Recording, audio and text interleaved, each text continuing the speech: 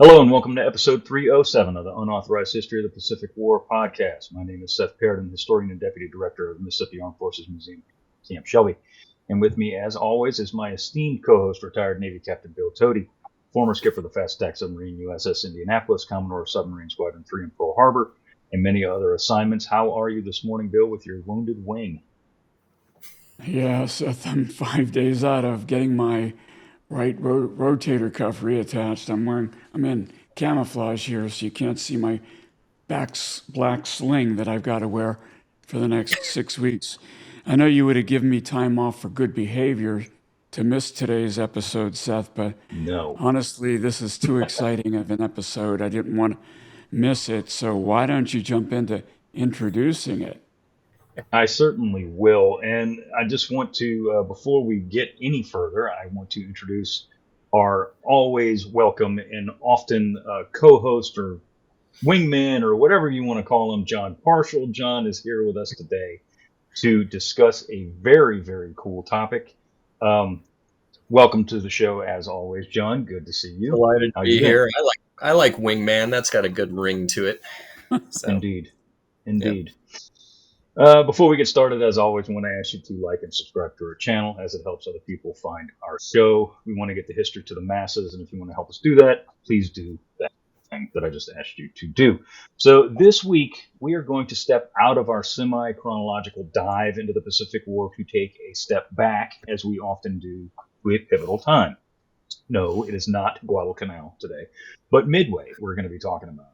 We have done Midway thoroughly, 3 episodes worth in season 1. So today we're going to examine some incredible underwater footage of some of the most important shipwrecks ever found.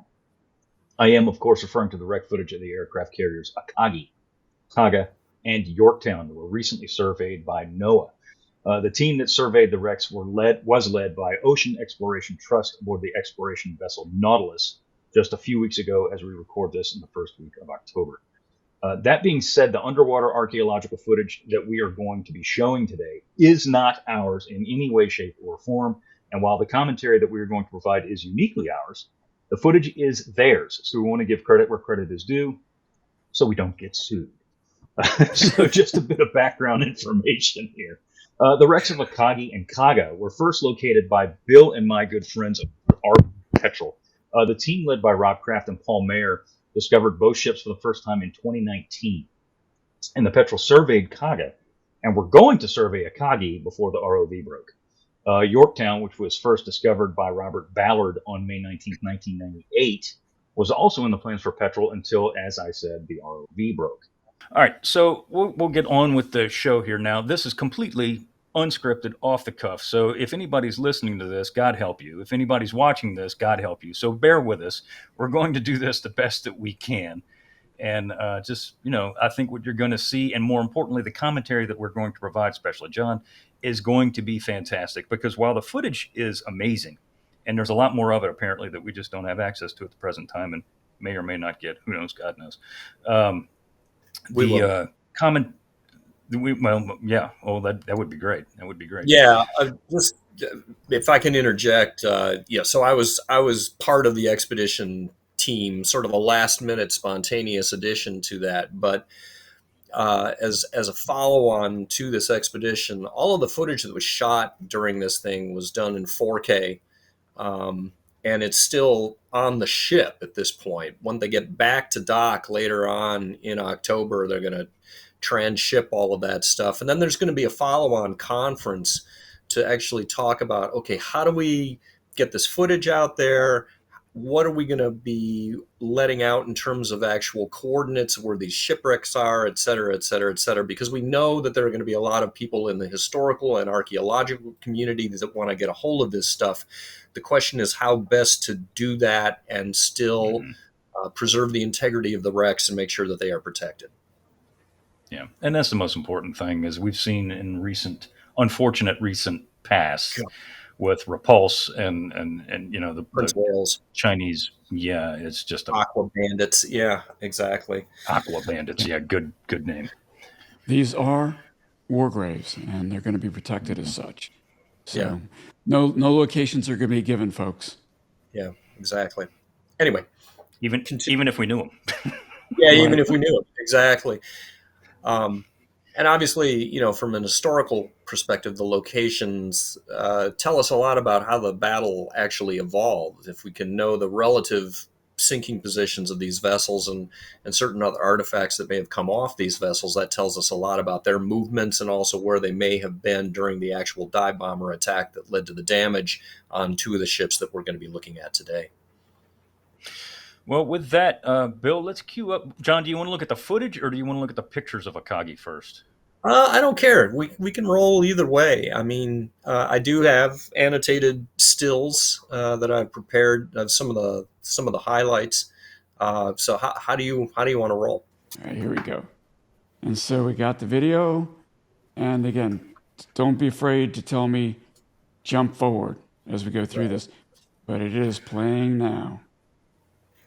Okay, well that's actually one of the first really interesting parts of this. So just to bring the viewers up to speed, actually, can we go backwards a little bit? Let's Sure. go back to that gun tub. Um, yeah, there we go. You could even, just kind of leave it there. The ROV Mhm. came down on the starboard side of AKAGI, and there was a little bit of discussion around, okay, are we actually on the starboard side of AKAGI? Because this shot actually shows us one of the interesting sort of surprises, I guess, in terms of what we see on the wreck. So Seth, if you could call up that annotated screen cap that's got the outline of the flight deck there, we are looking at one of the starboard side 120 millimeter anti-aircraft guns on AKAGI. So what makes this interesting, you can tell it's one of these two tubs because you can see the little indent there of the flight deck that I've sort of traced out in orange, right? So it's one of those Mhm. two tubs. In the upper inset on the upper right corner, you can see it's one of those two gun tubs, and I forget which of them it is. But like I say, there should be shielding over these tubs that protects those gun crews, and yet you can see that there's no shielding whatsoever in the picture of the wreck. And I'm having a little debate with another gentleman out on one of the Facebook forums, a guy named Ed Lowe. He's very, very knowledgeable, and he's like, well, maybe the shields just corroded off or fell away somehow, um, and No. that may be. But when I look at the outline of that tub, it is extremely clean, and I don't see any debris or anything whatsoever. It's it's clear that the gun mount itself has fallen off of its pedestal, so the twin barrels are actually kind of sitting next to the pedestal that they were mounted on originally. And that probably happened after the ship landed on the bottom, at Sure. some point. It degraded and fell away. But I see no evidence of the gun tubs or the shielding around the gun tubs whatsoever. And part of me is like, did they perhaps remove them before the battle during one of her dockyard visits? I don't know. But it made it really difficult when the ROV was down on the ship for the first 5 or 10 minutes. When we're looking at this, I'm like, are we sure that we're on the starboard side? Because those tubs look like the tubs that you see over on the port side of the vessel that were unscreened. So that was kind of a surprise to me to see the gun tubs looking like that. But But still, once we did figure out, okay, no, we are actually on the starboard side of the wreck, and we know that because of the side scan sonar images, it's like, oh, well, okay, there's a data point, something new that we have learned in the course of just the first 10 minutes or so of the dive. Now, So John, now there was John, are the shields you're referring to are? Can you see my cursor circling on the yes, bottom sir. right hand image? Yep, that's Is exactly is what that what you're? that's what I'm talking about. These were fully Gotcha. enclosed mounts, and the Gotcha. shielding wasn't super heavy duty. It's just light sheet metal. Again, mostly just to keep the flue gases from washing over the gun crews. But you can see that they are fully enclosed. Gotcha. and there would be no Gotcha. reason to remove it, though. I mean, they don't worry about weight, right? Well, actually, these ships did worry about weight incredibly. Both Akagi and Kaga have real top weight problems. Their flight decks are 65 feet above the ocean. Mm-hmm. And when you look at the support structures on these ships that are used to support some of the things like the anti-aircraft guns that are, festooned along the sides of the superstructure, you'll see that they're using every possible means for reducing the weight of that supporting structure because, these ships were kind of top heavy. So, We could go back to my lecture on metacentric height and what that has to do with open ocean yeah, stability. We'll leave that for another day. exactly, but not for today. Yeah, so Yeah. this is speculation on my part. And Ed may well be right that these things just rusted away. But again, to me, just the fact that the circumference of those tubs themselves is so clean and so neat, and I see no debris from where those screens should have been. It's a mystery. I don't know where they went. Anyway, Do we know how the tubs were installed? Were they, because I mean, guns, i.e., this anti-aircraft gun, yeah, they were, gravity held. Were the tubs gravity held? Maybe. no idea. Yeah. So far as we know, this ship sank on a reasonably even keel, and Hmm. so when she comes down, she's pretty deep in the mud, but not as deep as KAGA. When we get to KAGA, she's a lot further down. Anyway, Yeah. that just a minor mystery, but very cool Hmm. to see these tubs. It is. It is. Yeah. We're going to go back and we'll Yeah, start the video again. yeah, So here we go. And yeah. we're moving And again. and we're seeing, the edge of her flight deck, obviously, too. Here, the wood is long gone, so you're looking into sort of the supporting framework that held that flight deck up. But what that tells us is, at least in this portion of the ship, the mid center of her starboard side, her superstructure is intact all the way up to the flight deck level. So she has much less damage to her upper hangar decks than we're going to see on KAGA, for instance. Mm. This now is a section of her forward flight deck right next to the forward elevator. So why don't we freeze here and go find that screen cap? All right, So John. when What are we looking at here? Well, what we got here is a section of the flight deck that is right next to the forward elevator, and there are also some anti-aircraft gun tubs down in the lower portion of, yeah, right there where your mouse just was, is actually uh, back up towards the inset again, is actually a Type 96 twin, a little further up to your right, upper right. Oh, I see it. Yeah, see it. There it is, right there. Yep. So that's a twin 25 millimeter mount right there. And there are the remains of the fire control binoculars that would have been used to actually control that mount. We got a piece of distorted flight deck next to it. And then that orange line that I've traced there actually shows you the curvature of what remains of the lip of that forward elevator well. So again, um, there's obviously some damage here, right? I mean, she's been badly beaten up by the explosions that were occurring in that forward hangar deck, but the ship's structure is contiguous up to this point. Now, I should share for the audience that, as they took the ROV on a later pass, they actually went right down the middle of the flight deck overhead and looked down. That's all gone. So the ship is, she's a giant hole where the hangars used to be that goes down quite a ways. But again, at least some portion of her upper superstructure is still contiguous up to the point of that flight deck. The funnel, unfortunately, for the ship is completely missing. And I believe Maybe the Go ahead. maybe it would be helpful if you remind our viewers how AKAGI was sunk. Sure. AKAGI was hit during the 1020 to 1027 dive bomber attack. She was hit by a single bomb that was dropped by Lieutenant Dick Best, and it hit fairly close to her amidships elevator. You can just see the lip of that elevator just abaft the bridge there on that inset drawing. So she was hit. In that neck of the woods, that started fires. There were aircraft that were down in the hangar decks at that point in time that were armed and fueled. And the result was a series of ongoing ordnance explosions and fires that kind of worked their way down into the lower hangar deck and then forward through the ship as well.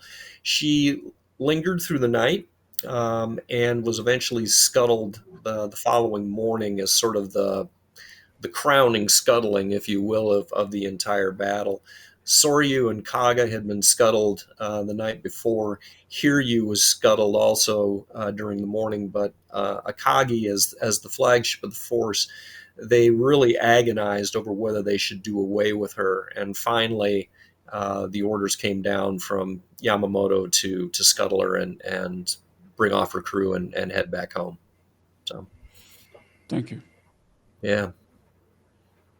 So John, looking at the image you got here, the everything astern of the superstructure, and people need to remember too, Akagi is an odd duck, was an odd duck, and that her superstructure was on the opposite side of what Yeah. is considered normal for American aircraft carriers.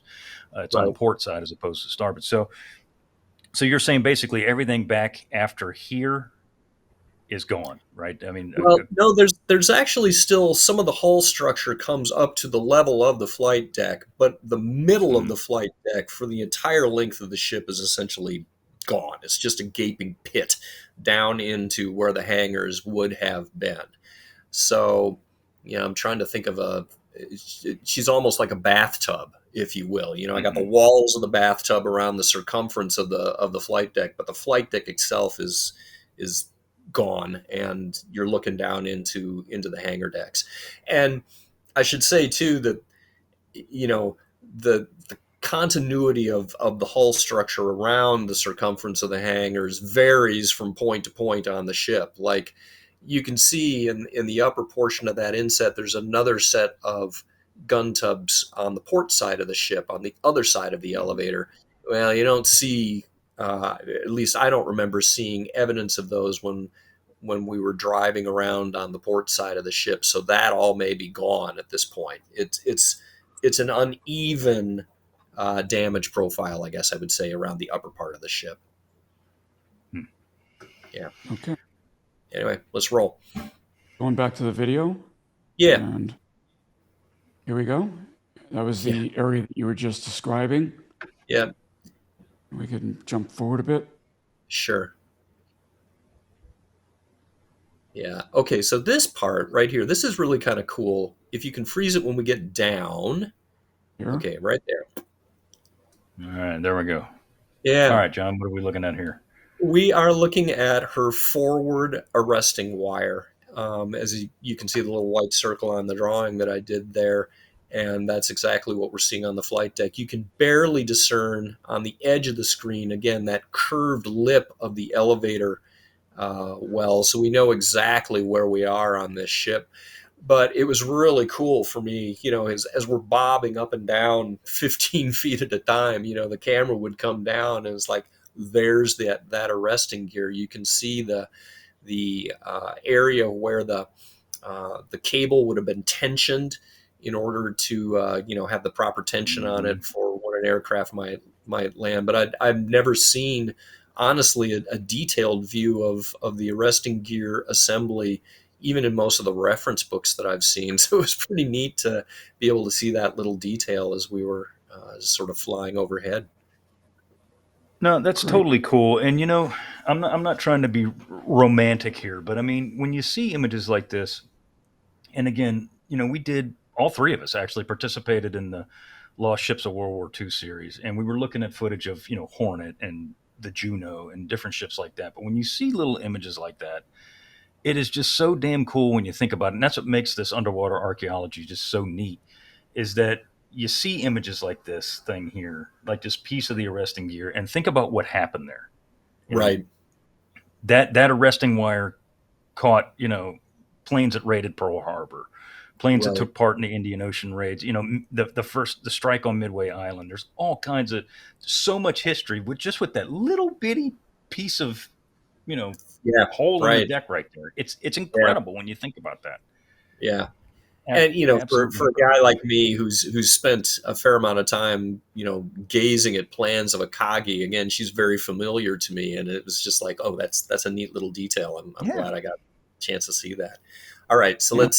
let's cue up that Uh, video again, and let's go. we're gonna Go. get to her bow here pretty quickly, which is super cool. You want me to So jump yeah, forward? yeah, let's do that.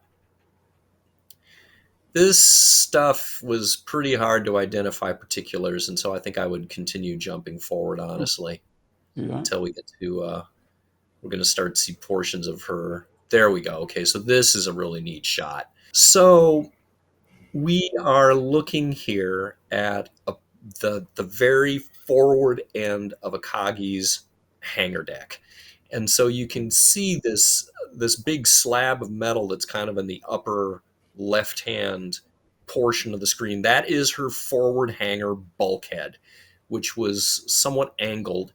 And then the first orange circle that you see there to the left, yep, right there, that is the landing for the stairway that goes up that forward bulkhead and that gave access to both the lower and then upper hangar decks. Um, and I write about this actually in Shattered Sword. We talk about one of the chapter names is Up the Steel Steps, talking about the damage control efforts that were going on in Akagi after these fires break out. What they ended up doing is they set up a hand powered pump on the forward deck right here. And so you've got a gang of men who are pumping this thing up and down, right, to generate enough water power to pump the hoses that are trying to fight the fires that are in the hangar deck. Those hoses would have snaked up these stairways and then gone in through the doors into the hangar decks themselves, where these poor bastards, trying to Mm. fight raging aviation gasoline fire that is also, periodically cooking off ordnance that are sitting on the decks of both of these hangar decks and mowing down the firefighters undoubtedly in the process. So again, when we think about little vignettes and being able to put ourselves in the shoes of these sailors, that landing there, knowing that that is where they made their weary way up to do these firefighting duties in these hangars, which of course are ultimately unsuccessful because trying to put out an avgas fire with a garden hose, essentially, I mean, Yeah. that's a losing effort. the Mm-hmm. the middle circle, what we're looking at right there, is the inside. That's the base of one of her flight deck supports, and so we're actually sort of looking right down into the inside of that support. And then the right hand circle shows us those great big bollards that she would have been tied off to the docks with. There would have been big heavy lines snaking around that. So we've got a really nice view here of the bow of this ship. And again, Akagi was an odd duck. Akagi was kind of almost akin to Lexington and Saratoga in that she too is a converted battle cruiser hull. She was built for speed. And when you see the side scan sonar images of her shipwreck, the lean lines of this ship are just so apparent.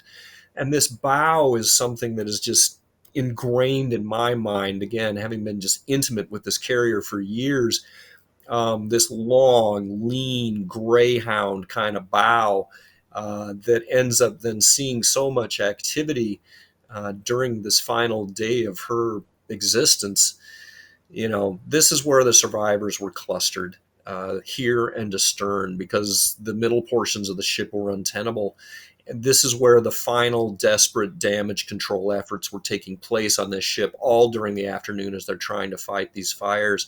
This is where the chief engineer of Akagi sends an ensign down into the bowels of the ship to try to make a confirmation as to whether or not the engineering crews are still alive and whether or not the engines can be restarted. I'm spacing the name of that guy. I think his name is Mondai. He eventually comes back to the chief engineer and says, we're out of luck here. There's no way that we can, that AKAGI is going to be able to make her way out of here under her own power. At which point the chief engineer turns to the captain and says, "It's game over. We got to get the Emperor's portrait off this ship."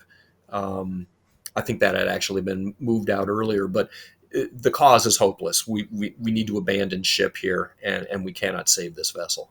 So there's a lot of poignant moments that happen right here where we're looking on this particular screen cap. Incredible. Yeah, Wow. super cool. Okay. So now let's move forward along her bow, and I think we're going to get to this is her extreme Oh, bow. It's so amazing. that's the So snoot. that's the snoot. Yes. Mhm. So let's see.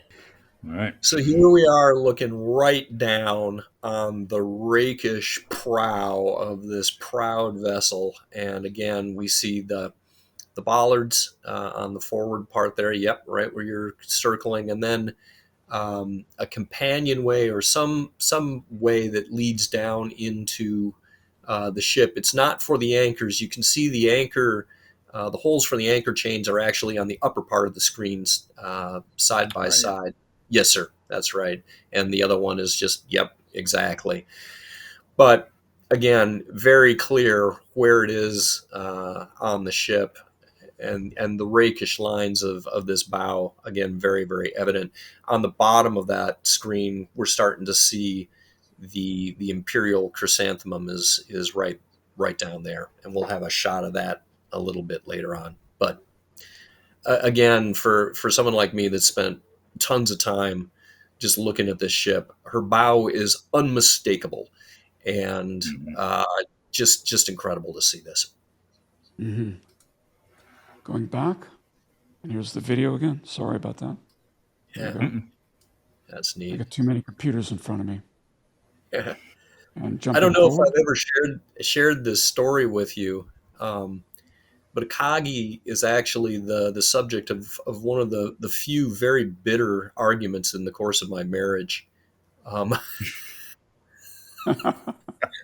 so, backstory: 1999, we found the chunk of junk from KAGA. Right, and there was going to be a follow up expedition, and they wanted me to go along, and God, I so wanted to go along myself. Now we're looking at her forward bow is starting to get closer to her chrysanthemum. Anyway, so I'm like telling Margaret, I gotta go, But this meant taking a month of unpaid leave from my job and going and sitting on a ship for a month out in the middle of the Pacific Ocean. We had a 4-year-old and a 2-year-old. The 2-year-old is about to be diagnosed with autism, and Margaret Wow. very wisely is like, I'm sorry, this is ill-advised, and I don't want you going out. And I was super grumpy about it. And fortunately, okay, this is a great shot. Look at this. Here we are looking right at her bow. And that is her chrysanthemum right there. You can make it out. Yes. So fortunately, the expedition gets scrubbed, and that was better for everybody. And so think about now how amazing it is for me to be sitting in my study, and granted, okay, I stayed up until 4:30 in the morning watching this, but all of this footage is being piped directly into my study in high def. I literally went and popped popcorn, as we're going around the circumference of it. And I never had to leave my house. Telepresence was amazing on this thing. It was Mm-hmm. wonderful. So anyway, So, yeah, so so here, a little side story onto your side story is yeah, back in 2019 when I was at World War II Museum, I was doing performing research for RV Petrol while they were out looking for these wrecks and other wrecks as well. And I got a phone call. Well, I got an email on, I guess it was Friday night. I can't remember if it was a Friday night or a Saturday night anymore. I don't recall. But I got an email saying, "Hey, we found Kaga," and it was from Paul Mayer. And he says, right. we're gonna go tomorrow, and we're gonna go look for Akagi. Could you be on a live feed with us? I was like, hell yes, not yes, but hell yes. And all we were doing was looking at side scan sonar. And I remember when that side scan image of Akagi what turned out to be Akagi came up. It was literally one of the coolest moments of my entire career. Yeah. because I'm sitting here. Of course, we didn't see the footage that you looked at, Yeah. that we're looking at here today. But I saw that, and of course, immediately the debate began. What is it? And I remember they took a measurement of the wreck, like on the sonar, and I did the calculations, like that can only be one ship. That has to be AKAGI, and it was shivers down my spine. It was literally one of the coolest things I've ever been a part of in my life. Yeah. Yeah. Now this and staying up, till 4 a.m. to watch this whole thing unfold. Yeah, this was a real highlight. To be to That's be awesome. plugged into the command room crew, and as we're going around the ship, I'm basically taking little screen caps as we're here, we're here, we're here. This is that. It was absolutely amazing. Yeah. I I shared with you too. Yeah, that side scan image of Akagi. There was a little debate that went on with me and Tony. He was like, "It could be Soria," and I'm like, "Dude, Not that yeah." big. I just a glance at that image. I'm like, I. I know this ship in my sleep. That is Akagi. You can bet your life on it. So anyway, all right, let's rock. And this is the chrysanthemum is wood, Yes. which it's Yeah, caused and it to rot away. So, yeah. that's right. Although when you get in closer, you can actually see little glints of gold. So it seems like Mhm. there's still um, Right there. just Yeah, traces of that gold paint that would have been there. right. It was again. This was just a super cool moment and really really neat to see this. The ship has not been glimpsed for 81 years, Hmm. and yeah, it was just amazing. Hey, Yeah. I'm going to share my screen right now because I've got it. You got a really good screen cap of it, John. I'm going to Yeah. share it here. You can So see some of the gold flecks in the paint right here. there it Right. is. Yeah. Yeah. This is much better lit, and yeah, you can see some of the. You can also see the tracery of the petals in the chrysanthemum, Hmm. sort Hmm. of radiating out from the center there. Yeah, astonishing. Yeah, Really, that's really. that's really awesome. It really Yeah. is. Hmm. All Yeah. right. So now I think we should fast forward until we get to. Okay, we got. Yeah, The these are anchor the chain. anchor chains here. Yeah. There was also a piece of wreckage from the flight deck that's just off to the port side of the ship. Okay, so this thing, on the face of it, you look at this and like, what in the heck? This is Pile of rubble. actually it's a pile of rubble, right? It's actually a portion of the flight deck that is from directly overhead the bow of the ship, and I think we've got a screen cap of this. So what we're seeing here is sort of the bent and twisted flight deck support for one of the upper flight deck stanchions, I guess you would call it, that actually hold this flight deck up. Hmm. And so that means that the flight deck was reasonably intact in this neck of the woods when the ship left the surface. It hits the bottom, the flight deck comes off in a heap, but this was located just 10 meters or so from the bow itself, meaning, if this had come off during the water column or, in the early part of their descent, you would expect this wreckage to be located a fair bit away. The fact that it's right here next to the hull of the ship says she smacked into the bottom. That jar, knocked it off. But the flight deck was probably reasonably contiguous around the forward end of the ship when she left the surface. Pretty cool. Mm. That's very Yeah. cool. Yeah. All right. All right. Now let's get to her bridge, because that is just complete nerd out territory. Right. Let's. Oh my God. Yeah. Backwards from here. Actually, this is later in that sequence. Okay. There's bow.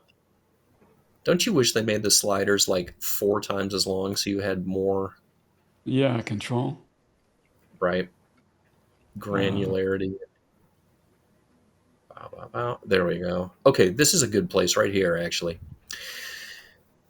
All right, so this may not look like much, but that little circular structure down there is actually one of the, yep, that is the fire control director for the port side anti aircraft guns. And we've got a screen cap of that. So what we're seeing here is, I'm forgetting the actual model numbers. Is a Type 89 director? I can't remember.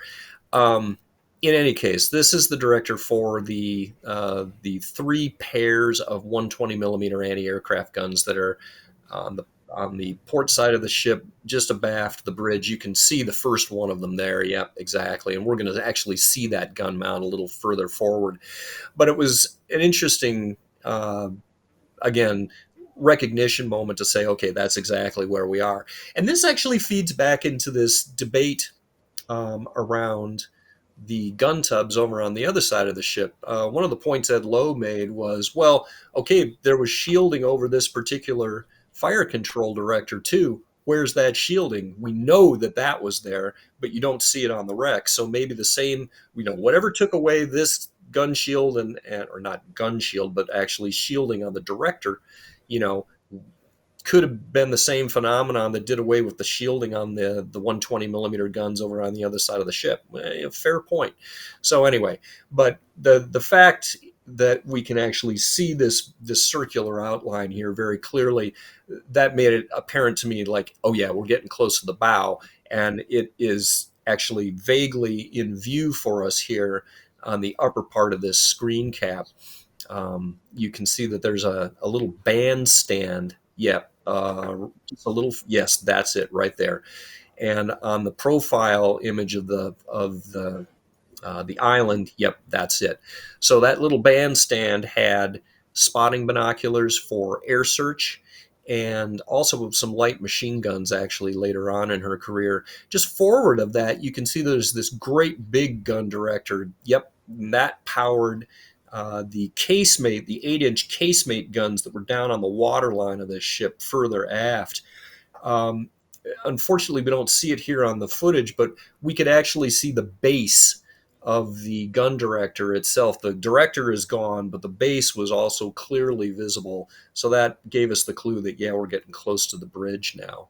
So now let's go back to the video footage and maybe roll forward a little bit to see the bridge. Yeah, here we are bobbing up and down. There we go. So Akagi's bridge is kind of a mess, but there's still a lot of things that we can see here. And this is kind of cool because, again, we see nothing like this on KAGA. KAGA is just burned down to the waterline practically. But it's really cool that Akagi still has the first level and a half or so left of her bridge structure. And we can detect some fairly discernible landmarks in that structure. Yeah, that's a good place to stop, actually, right there. Let me look for a screen cap. People ask me, how did you get into military? How do you know so much about the Japanese Navy? And it's like, well, because I, spent way too much time in high school and I should have been kissing girls. But anyway, what are you going to do? So the big orange circle, that's our bandstand. And you can see it annotated down here on the both the top view and the side view of this ship. And then this yellow circle is this adorable little searchlight platform that is on the port side of the island. And you can even see right below that there's a support stanchion that is, yeah, just above that, actually, right there. That puppy is what holds that searchlight platform up on the side of the bridge.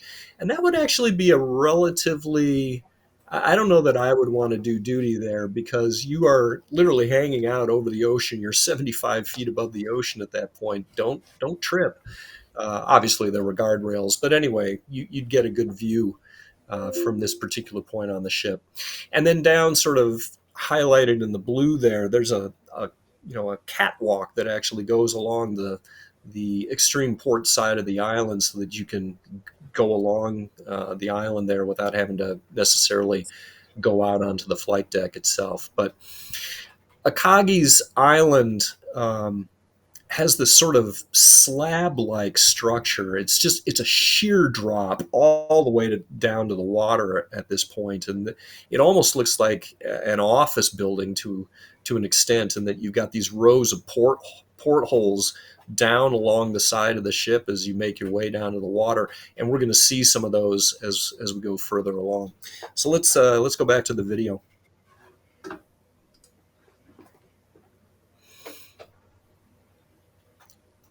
Yeah, let's roll forward till we can see. Yeah, that part. Okay, so back up just a little bit so that we can see that anti-aircraft gun. Freeze right there. Yeah, Oh, because I've that's a got a. good shot. That's a great shot. Mm-hmm. And so what we're seeing here, obviously, is the aft end of her island. That huge sort of office building superstructure that goes down the side, and then we've got the forwardmost of her 120 millimeter anti-aircraft guns. And this particular mount is still sitting right on top of the platform, or the, I don't know what you call it. It's not a pintle mount, but it's a podium, if you will, that it's sitting on and is trained out here to port. And these particular guns, man, you see these 120 millimeter guns all through the Pacific. If you go to a place like Saipan, the Japanese used these guns, either dual, more often single mounts. These were very, very widespread as land-based installations as well. But this is just a beautiful shot of her island Mm. as well as that anti-aircraft gun. All right, so now let's roll a little bit forward because they took the ROV back up and then they tried to come right down on top of the island, and this is just incredible. Okay, so yeah, right here. So let's find a screenshot. So what's happened here is the forward edge of the island structure, which is sort of trapezoidal shaped, and I've marked it in orange there on the inset that you see, has fallen off and basically landed on top of the O1 level of what remains of the island. You can see the portholes there. This is the helmsman's station, which is directly below the bridge level. There would have been a steersman down here. This is where the ship's wheel was right through those windows, as a matter of fact. And the other thing that's kind of neat that Ed Lowe and I have been talking about, if you move your mouse to the right and now up a little bit, nope, let's go, yeah, up, up, up, keep going, and now to the left, left, left, straight left. Yes, right there. See this sort of, yeah, see that pile of stuff? It looks like it's, a set of tubes coming out of the deck, right? We think that those are probably the voice tubes for the ship. Mm-hmm. So there would have been a Yep. communications post to the aft of the helmsman station that would then be sending, you could be talking to the engine room or to the magazines or what have you. But um, Ed apparently has a friend who has scuba dived a lot on shipwrecks and has seen voice tubes, and he's like, "Yeah, that seems pretty familiar territory." So, and then again, we can see that little orange circle down there. That again is that searchlight platform that's just kind of hanging out off the left side of the ship. Pretty neat. Well, that would Wow. make perfect sense, though. If you look at the searchlight platform here, and you look at it here, and you look at Mm-hmm. it in relation to the tubes, it would Yeah, be theoretically, would it be up on this level by the bridge, or would it be right by the? Because it's kind of hard to. it's No, it's right by the searchlight, isn't it? yeah, yeah. So I think Yeah, I believe that's the second level of the bridge that it would be at. Actually, let me go yeah, look. yeah. It sure is. It's not up No, I at the think you're right. bridge level, right? But anyway, yeah, pretty neat. Very cool. All right, now I think we should move along and go back to the stern of the ship. We got some shots of her casemate guns, which are fairly interesting. But then the really nerdy part was seeing the writing of her name on the stern of the ship, and Mm-hmm. that was really really neat. So let's see if we can fast forward here. Yeah. So here we are bobbing up and down in our 15-foot. Uh, but what we're looking at here is one of those 8-inch casemate guns on AKAGI. So both AKAGI and KAGA, again, these were battle cruisers, and well, KAGA was actually a battleship. But they were built with these casemate guns down low near the waterline because at the time that these ships were put in the water, nobody really knew how aircraft carriers were going to be used. And so, why don't we go ahead and pull up that screen cap now? So, nobody really knew how carriers were going to be used, and it seemed conceivable at the time that aircraft carriers might need to be able to defend themselves against enemy cruisers that might have broken through their screens and come gunning for them. And so it seemed to make sense to put fairly heavy anti-surface ship armament on these ships. And so what you see here is a relic of that design decision, which was completely outmoded by the time you get to 1942. But this is her forwardmost 8-inch casemate gun on her port side. And yeah, this is pretty neat. There's still enough hull structure above this thing that it held those guns in place when she sank. Again, unlike KAGA, which lost most of hers. Anyway, so that's kind of a neat shot. Now let's go to her stern. Okay, so this is the stern of AKAGI. This is on her starboard side. The most Japanese warships had their names painted on the ship. And in the case of their destroyers, actually, the kana for the destroyer name was actually very large and recognizable from quite a distance away. And during the war, they painted over those letters because they didn't want the enemy, being able to recognize their warships. Well, the same thing apparently happened on AKAGI. Even though these letters, and I tried to scale them, these are about foot and a half to maybe 2 feet high, but they showed the name of AKAGI, and they read from right to left. You would have 3 kana, AKAGI.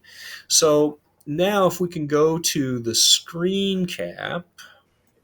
So here's, a close-up of that. And now if you look really closely, you can kind of discern gradations in the white paint that would give you an indication that there's, that there's kana underneath. And the Japanese use this for these ships. They use this beautiful kind of flowing calligraphic kind of looking characters. And so now if we go to the next screen cap, I went out and found a Japanese character set that seemed to mimic what I had seen in some of my reference books and sort of use that, even though it's kind of weathered looking. But from where we were sitting, this is like 1 a.m. We're trying to make out the kana, and there was a Japanese woman as part of the expedition team. She was there in her kitchen with her mother, and we could start to discern the tracery of these characters, and it became apparent that yes, these are actually painted over the aka and the gi, and among other things, what you can see on the leftmost image, there's almost a sort of a subsidiary little square block up in the upper right hand corner that would have hidden the diacritical, those 2 little lines there that turn that key into a gi. And so again, for her and for me on opposite sides of the planet to sort of come to this realization that we can make out the tracery of those letters was a real kind of a squee moment. And you can see, unfortunately, it's overlaid by the watermark for the podcast. These are really small letters. They're only about maybe tops 2 feet tall. So it's not like the enemy was going to be able to recognize this ship from any distance. But for whatever reason, they decided that it was important to paint these things over with this ugly white block. Anyway, that was just kind of a cool moment. And that pretty much takes us around to KAGI. So maybe we should go over to Yorktown. God, this is going long. Hope I didn't blather too much. No, man, this stuff is so damn cool. There's no blathering here. People are going to eat this shit up. I've said this before, and I'll say it again. Doing the researching and being on the inside track of all the information that Petrol was finding is still, to this day, the coolest thing I've ever done in my career. I mean, it's not even close. And I mean, and it goes back to like Yorktown and Kirishima and Hiei, and not Yorktown, Lexington and Hornet and Wasp and Juno. It's just bad to the bone. And all the ones in the Philippines that they found, they never did find. They were looking for Hio, and they never did find her. Right. Yeah. But still, it's still just the coolest thing. It was gratifying, when I was texting Jeff Morris, and they were, doing whatever they had to do to get me onto that channel, and I was like, I forget what I said. And he was like, John, everyone in this room knows who you are. We need to get you in here. So it was just incredibly gratifying to be integrated Yeah, into that team, and then to, exactly. have get the secret sauce, and it was, Jesus, it was so cool. I just was just Yeah. nerding out so hard. Anyway, So all right. inside baseball, when I was doing the stuff for Petrol, nobody at World War II knew I was doing it. I just did it on a whim. I just did it because I wanted to be involved in the project. I didn't tell Yeah. anybody, including my boss. I was like, I Right. just want to do this. I didn't get anything out of it at all. It was just Right. fun. And I'd come to Right. work in the mornings knowing what they'd found. And I couldn't Yes, but say you couldn't anything say to anything. anybody, and it was killing me. Right. Right. I was Right. like, God, I want to say this so bad, but I Oh. couldn't do it. Oh. Yeah, I hear you. Yeah. All right, so we're going to move on from AKAGI now, and we're going to move on to Yorktown, onto USS Yorktown CV-5. Of course, Yorktown was discovered, as I said in the opening, by Bob Ballard back in 1998, I believe it was. And he did, or National Geographic did, quite a bit of survey on Yorktown at that time. We have not seen Yorktown in those corresponding 25 plus years. So to see Yorktown again, and we're going to show the wreck footage here in just a minute, but I wanted to show some of this combat footage because, of course, the wreck is as a result of the combat that you're about to see. Now, this footage, you'll see the National Archives call number right here. So those who say, "Where do I find it?" You can find it at the National Archives under 428 NPC 16877. This combat footage was shot by photographer's mate third class William G. Roy. Bill Roy was the combat cameraman aboard USS Yorktown, really from 1941 until she sunk. So all the pictures you see of Yorktown, damaged photographs that you see of Yorktown that were taken at Coral Sea, Bill took those. Not Bill Toady, Bill Roy. But all the stuff you see at Midway, including some of the more famous images we're going to show here in just a second, were shot by Bill Roy. And yes, I knew Bill Roy. Bill Roy was a friend of mine. So I'm going to roll the footage because this is some really, really cool stuff. So check this out. As you can see, you see these anti-aircraft bursts here. Some of the aircraft, some of the Japanese aircraft are starting to come in. You can see destroyer Yeah. down here, and this destroyer is cruising. I'm going to speed up, so bear with me. Now, again, the thing with Those, National Archives footage, and I've looked at. Say again, Bill. those are some close aboard bursts right there. Oh yeah, yeah. And the thing I was going to say is the thing about National Archives footage, and I've looked at literally tens of thousands of hours of this stuff, and I kid you not, is that even if it was shot on the same day by the same guy on the same reel, for whatever reason, the footage is out of sequence.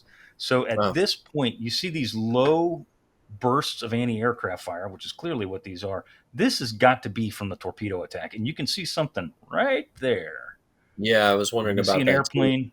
Yeah. Yeah, Mm-hmm. and you can see an airplane right here. Now, Vals aren't going to do that. So this is the Kate torpedo bomber attack. So this is the second attack on Yorktown. But nevertheless, we're going to roll it here as it goes through. Yeah. If you look in right here, again, I have the tendency to point with my fingers. If you look right here, right there, this is tracer fire. And this is heading straight out over the waterline. Boom, boom, boom, boom, boom, Right. boom, boom. This Yeah. is really cool here. This is a water-cooled 50 caliber machine gun. And this is definitely the Kate attack here. Yeah, this is Tomonaga's attack around noon. Mm-hmm. You see the water spraying out of the water jacket on the water cooled 50 right here, which is just, for a gun guy like me, that's just wicked cool. It's true, man. It's true. Look at this. Look at the weight. I just want to point this out. Yeah. This is a destroyer here. Look at the wake on this thing. Yeah, she is moving. This about thing 30 is knots cruising. based on the bow wave. Well, you What would was know that, better Bill? than I. I missed that, Bill. What was that? It's probably doing around 30 knots based on the bow wave. Yeah, that would be, yeah. Would And not what's be a cool surprise. is watch this. You'll see it very quickly. I'm going frame by frame here. Boom. That's her main battery opening fire right there. Right, sure. You'll see it again on the stern here in just a second. Bam. Yeah, right. Right 5-inch 38s. Yep. Mm-hmm. Merry So Christmas. this is Yorktown's. Yeah, really. This is York. Yes, I mean she's lighting it up. And this is Yeah. Yorktown screen, and you can see how close this thing is by this guy's head. If you go Right. back a little Right. bit, I mean, Yeah. The this is a ship. dude's head. Look how close. Yeah. Just a few hundred yards. Yeah. Yeah. They're really tying in tight around here. But this is, yeah, in my opinion, this is definitely Tominaga's. There's a New Orleans class heavy cruiser there. Yep. And I frankly forget which heavy cruisers were on her screen. Without pulling that up right now, I don't recall. We could identify that ship right now, but I I'm feel not like going to. That sounds Pensacola weird. was Let's one see. of them. Look at all the I smoke think this from is the Pensacola here. Pensacola. I think Okay. this is Pensy here because Pensacola's got that clipper bow, and you can barely make it out right here. And she's got a different superstructure. So this is Right. one of the New Orleans class, but I'm not sure which one, frankly. Yeah. Very We're cool. going to speed through. Yeah, very cool. But hang loose. We get some really hot action here in a minute. There's one of them going down in the distance here. Yep. All right. Stand by because the Japanese valves are about to come in. Fast Which is forward. the first Right here. attack. Yeah. Right. Yeah, And she- that's what I was saying. This stuff is weirdly out of sequence for whatever reason, but it is what it is. Mhm. This is one of the valves here, and you'll see tracer fire popping up here. Here she comes. Yeah. Right. Good Lord. You can see this right here is the rigging. So Bill Yes. Roy was way up top on Yorktown filming this. Mm-hmm. But wait, it gets better. Here comes another one. Yeah. Watch Yes. this. I'm going to go slow-mo through here. Yep. Yeah. Yeah, I've This seen is this shot before. Oh my God. She gets hit twice. So this airplane gets hit right there. You Yes. see it get hit right here. Mhm. Yeah. Boom. And Yeah, she she's gets not- hit again right about here. Bam. Yeah, bam. Right in the cockpit too, or close to that Mhm. area. Well, and this If you plane look- is so low. It's pretty clear that this plane is not going to be pulling out. The wings coming up. No, and no, exactly, Bill. The wing gets taken off right here, and you see it. Look at it. Yep. Boom. You are wow. Yeah, and then it cuts out, but that's the last you see of it right there. Yeah. The So what I end think of- that was, Well, he's probably diving. yeah. What I think this was is I think this was the first bomb to hit Yorktown because according to the after action reports, the first bomb that hits Yorktown is dropped by the first airplane that she shoots down, which is very evident that she's shooting that airplane down. I mean, you see the wing come off of that thing. Yeah. That's not a bad speculation. So watch here, right there. That's the bomb. Oh wow. I'm almost 100% certain this Okay. is the bomb. Yeah. And there's something else here. They didn't carry Right. two bombs like SPDs did they? No. Yeah, that's interesting. I don't know what that is. I think it may be a bomb just by the trajectory. I mean, it's just coming, like a missile right there. But Yeah, right. But anyway, all right, we're gonna get through some of this. And again, there's some stuff that's intermixed in here. Oh, by the way, this guy here cracks up. This is a pilot. He was a machinist. He was an enlisted pilot named Tom Cheek. Tom Cheek. That's Yep. Oh my goodness. I'd forgotten that. Yeah, Tom was very active on the Midway roundtable for a long time. Mm-hmm. That is his airplane. Yeah. All right, so this is post bomb attack. Yorktown at this point is dead in the water. Mm-hmm. You can see her crew, a bunch of flight deck crew. They're out there on top side trying to patch the hole that I'm going to show in just a minute. She took 3 bombs. One of them almost went down the stack, if you will. You can see some of the smoke here. The one that went down her stack basically extinguished, I believe, 3 of her boilers and That's right. heavily damaged 5. So Yeah. she was pretty much she took a really hard lick with that bomb specifically. The bombs that hit her flight deck were totally survivable, but this one that went essentially down her stack is what put her dead in the water on this initial strike. And you can see Right. Yeah. multiple things will tell you she's dead in the water, not the least of which is there's, that's the smoke is just kind of hanging there. So she's Yeah. not Right. moving. Yeah. Moving. Yeah. Right. Here's the hole in the flight deck. Right. Right there. Yeah. So this was Yep. about a 10-foot hole, but it's almost a square hole, which is kind of odd, but it's about a 10-foot by 10-foot hole that they're using planking here to patch over the Right. hole. Yeah. It's the framing that would have made it square. So the punch out the middle, the framing would have kept it supported on the edges. Right. Good gravy. So American this is some damage. pretty grisly. Yeah. And then, Yorktown, by this stage in the war, she was leading the pack when it came to damage control.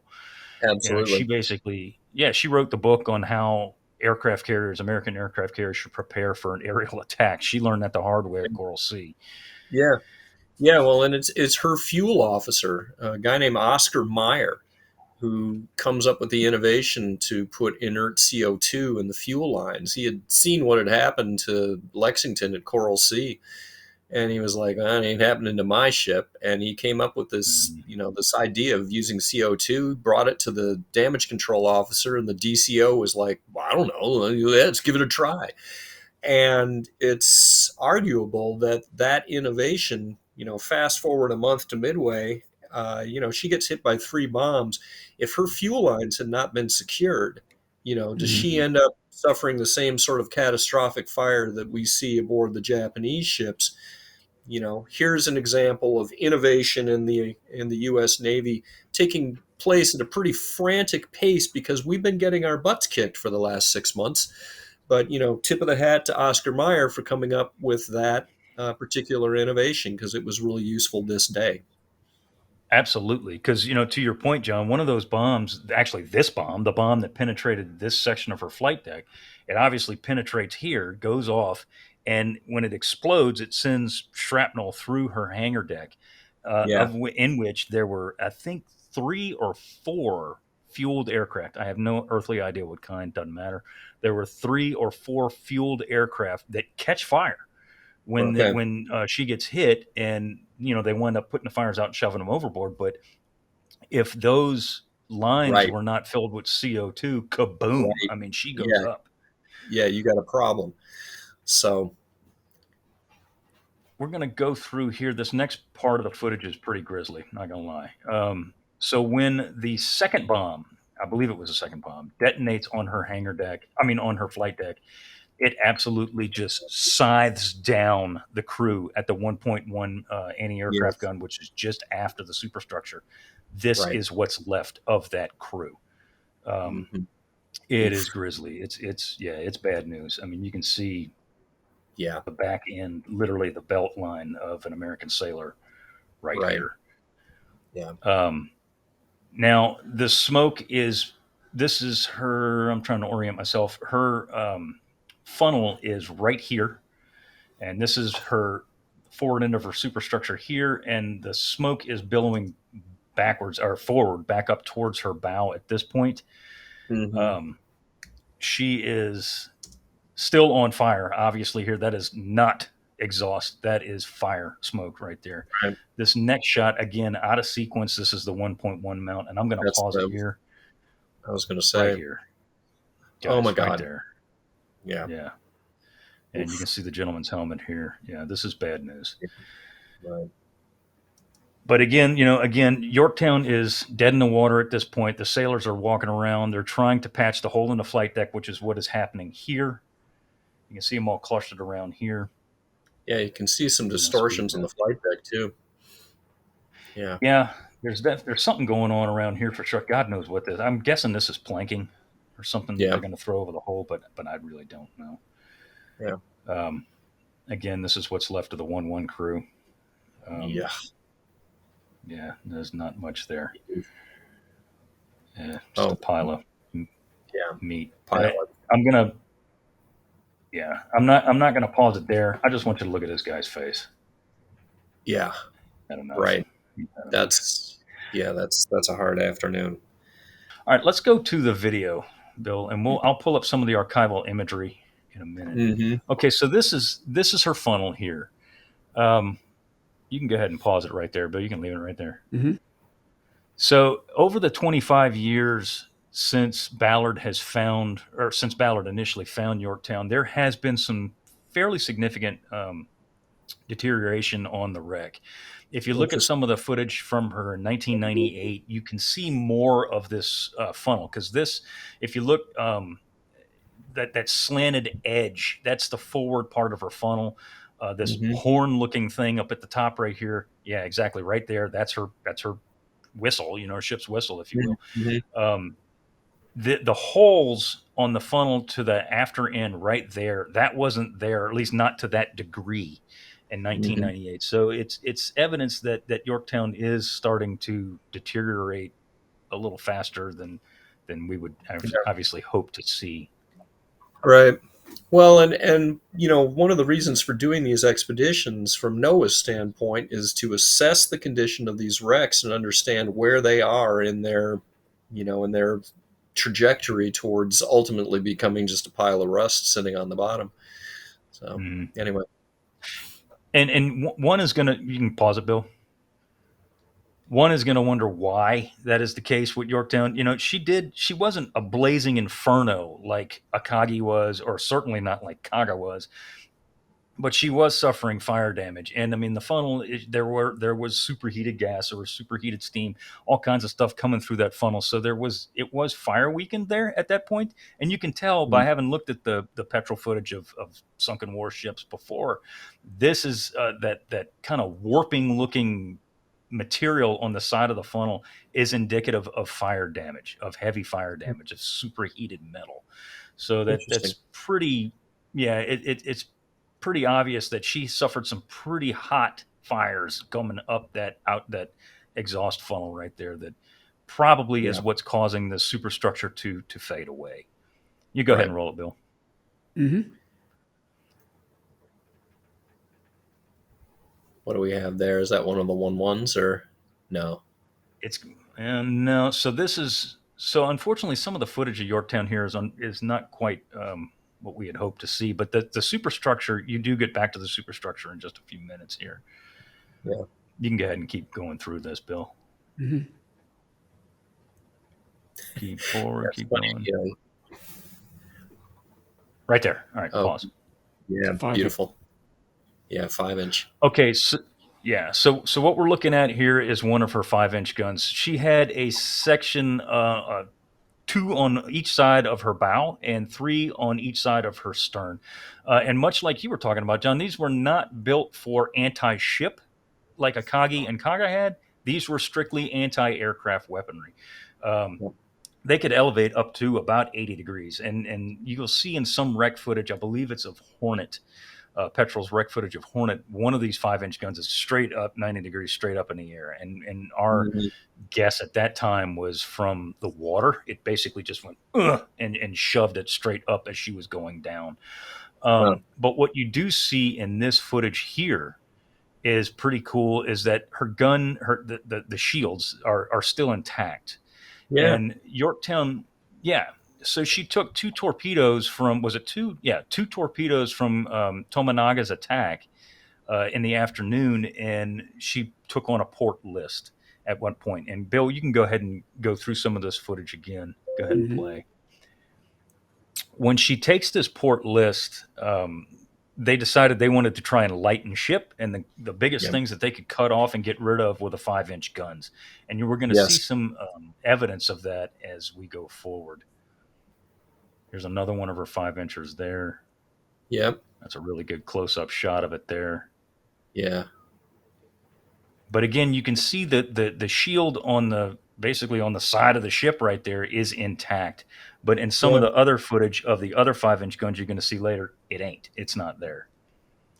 Interesting. Some of this is very, very different. There we go. Pause right there. Yeah, that's neat. Okay. Go ahead, Bill. Yeah, there we go. Pause. All right. Mm-hmm. So this, what we're looking at here, is evidence of them doing what I just said. They're trying to cut away and get rid of these 5-inch guns because they're freaking heavy, and this thing is listing to port heavily, and this is the port side of the ship. So they're trying to cut these off of here. Mm-hmm. And the first thing they're going to do, obviously, is cut away these gun shields, and then they're going to cut the weapons out themselves, and they're just going to fall off naturally. They never got Right. to that point. They never Okay. got to that point. So they cut the gun shields off, and at shortly after that point, Captain Buckmaster says, "We've got a 26-degree list. It's Yeah. time to get the hell off of this thing." So they never had the opportunity to cut these guns off. Seth, remind me, is this the one where they're eating ice cream as they're waiting to abandon ship? That was Lex. That was Lexington. Yeah, because Lexington was on a relatively even keel. She took torpedo hits, but she was down by the bow, whereas Yorktown was listing heavily to port. Actually, Bill, I'm going to go ahead and share my screen. Let's pause here. So this is some of the damage I wanted to show of the still imagery. You know, Bill Roy obviously took moving images. He also took still imagery. Mm-hmm. These images are interior shots. Remember, I talked about one of the aircraft, or several of the aircraft, caught fire on the hangar deck when the bomb went off. This is evidence of that shrapnel damage. I mean, look at that. This is the inside Right. of the hangar deck. This is some guy bent over right here, but this Perforated. is Yeah. just, yeah, it looks like Swiss freaking cheese here, man. Yeah. Yeah. And once again, This had little those. Go ahead, John. Go ahead. I was just going to say again, yeah, had the fuel lines had fuel in them. You know, they're running through the behind these bulkheads. Probably someplace is a fueling line. You know, so yeah, I think it's perforated. You got a real problem. Anyway, yeah, go ahead. Absolutely. What's interesting here is if you look at this picture, and I'm going to zoom in on it. These are communication lines. You see the squawk box right here. Yeah, These right. are communication lines. Boom! Just blew these things apart. These are Yeah. smoked. So there was no audible radio communication, internal communication with the hangar deck at this point, at least from this spot, anyhow, because these wires are history. These are smoked. This little doohickey here, I believe, is a bomb cart. This is what they would have used to load up the aircraft. Right. Yeah. This here, I'm sorry, this is my daughter's friends texting her in the middle of the day at school. I'll have a conversation with her later about that. This is the flight deck of Yorktown. This is not a still image from the footage. This is a separate image. You can see some of the water-cooled 50s. Now, they were scattered throughout the ship. You can see one of the 20 millimeter Ehrlichens here. There's another one here, which is interesting with this one. It does not have a gun shield, yet this one does. Interesting. At this point in the war, this is June 1942. And, you know, you got to remember Yorktown had been out at sea prior to Midway, where she was in port for, you know, the famous 72 hours. They're not going to be installing a whole lot of gunnery on her at that point. Prior to that, she'd been out to sea for 99 days straight, and that includes Coral Sea. So she had not had a lot of time to get into the yard to be upgraded, modernized, upgraded. Yeah, better choice of terms, upgraded with new weaponry. So that's why you see a lot of this scattered about. You see the, you know, pre-war water-cooled 50s right here and here. 120 with a gun shield and 120 without a gun shield. It's because that's all they had the time to put on the ship, you know. Slap it on. Yeah, right. Yeah. So these are really blurry because, I mean, there was a lot of stuff going on inside of CV5 at this time. This is the DC part. As you see the hoses, the firefighting hoses. This is inside the hangar deck. This is after she takes the hits, plural, from is it Kobayashi, wasn't it, John? The Val flight? The flight was led by Kobayashi. Kobayashi didn't make an attack. He was shot down, but yeah, it was one of his dudes. So again, this is inside the hangar deck. You can see the aircraft parked back here. This is from the bow looking towards the stern. You can see one of the aircraft is kind of smoking here. You can see one sitting here. And another shot, which I'm not going to... Actually, you can make it out right here. There's aircraft stowed in the overhead. Yeah. There's one right here, and I believe this is a Dauntless. Right one of these was Roy G's, I think. One of the interesting parts of this, of course, is you can see the open sides to the hangar deck that we can directly Yes. vent our hangars to the outside atmosphere, as the Japanese cannot. So when you've got planes and ordnance that you need to throw over the side in a hurry, obviously it's a lot easier to do that on an American ship than a Japanese ship. Indeed, and these doors operated kind of like your garage door at your house, Yeah. or if you have if you are familiar with mechanic shops, the manual rolling doors. It's the same kind of a Yep. thing here. Up What and I over. just noticed. What's that, John? Go ahead. Up and over, I said. Yeah. Yeah. What I just noticed about this aircraft, and this is a Dauntless, you can tell by the wing shape. Look at the rondelle. Still got the red circle in the middle of the rondelle, so it has not been painted post Coral Sea. So Yeah. That's cool. one of the many spares. That's a You dork nerd. moment for you, but yeah, absolutely, man. Okay. So this is Yorktown's. This is her funnel right here. This is the after end of her superstructure right here. Yeah. This is damage to. Oops, sorry, wrong one. This is damage to her island. You can see the forward end of her tripod mast here. There's a Yep. worry right there. This is her boat crane or airplane crane. I'm sorry, right here, and you can see the massive amount. And Bill Roy's thumbprint right there. You can see a massive amount of smoke coming out. She's dead in the water right here. Yep. And of course, here's Famous shot. probably the most famous image of Yorktown at Coral Sea. And I mean, look at the smoke just billowing out. You want to know why that funnel is deteriorated to the state that it is currently? Right. That's all there you go. need to see. That's it right there. Sure. And there she is dead in the water here. Again, this is shot from a different vessel, but she really got lucky, John, when we talk about, aircraft stacked on the deck. Everything. There's a common myth that you guys shattered in Shattered Sword, no pun intended, that the Japanese did not have aircraft stacked all over her deck. Well, Yorktown did. Yeah, right. Yeah, right. Shoved forward in a bow park. Yeah, deck park on them. Yeah. It really is a testament, though, to the Yorktown class vessels. These were just robust, durable vessels, and the fact that she took a licking like this, but still, looks as good as she does on the bottom even now in comparison with the two Japanese ships that we're looking at, who of course suffered much more cruelly in terms of fire and whatnot. But Yorktown and her sisters were just better ships to begin with. They were just far more durable and better damage control. They were harder than woodpecker lips. So let's go back to the footage there, Bill, if we can. Sure thing. Yep. All right. So what we're looking at right here, this is the very edge of her flight deck. You can pause it, right? Yeah, pause. Oop. This is her just a smidge on the port side, isn't it? Correct. This is the port side bow of Yorktown's flight deck. And I mean the very edge. Because if you roll back the footage just a smidge, Bill, you'll see the corner, literally the corner right there. Right there. That's the brow, of her deck. Yep. The roll down. So the weapon, this is a weapon right here, or what's left of it. And it's very hard to discern. In Enterprise pictures of the same era, you'll see Enterprise has got 20 millimeters up here because she actually had the time to go into the yard and receive them. Whereas at this stage, I don't frankly know if those are 20s or if that's what's left of a water-cooled 50. I have no earthly clue. I zoomed in on that footage and tried to dork out as much as I could, and I literally cannot discern what it is because it's just kind of like melted into itself. Yeah. Right. Yeah. Similar metal. Yeah. Kind of corrosion. Yeah. Okay, Bill, go ahead and roll her. So you'll see you can go ahead and fast forward a little bit if you don't mind. Right there, pause. Okay.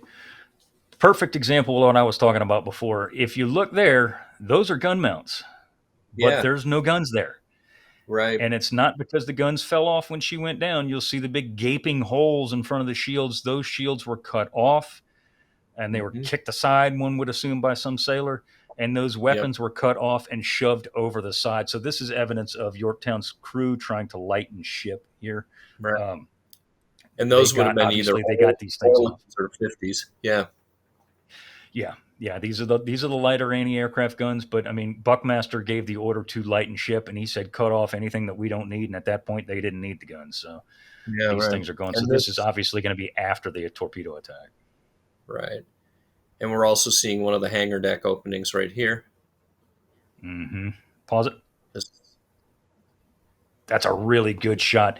You can kind of yeah, make out some of her paint there, and it's yeah, I mean, obviously there is no light down there, so it's hard to see, but there's been there was some footage that was discovered recently, archival footage that was discovered recently, of the three sisters, the three Yorktown class sisters, Yorktown, Enterprise, and Hornet, leaving Pearl Harbor for Midway, mm, and they were escorted by PT boats.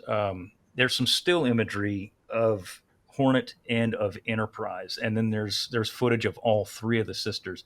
And there was a little arguing going back and forth as to which the footage was it Yorktown or was it Enterprise moving out under this footage. If I'll find it later, I'll put it a link to it in this video if I find it.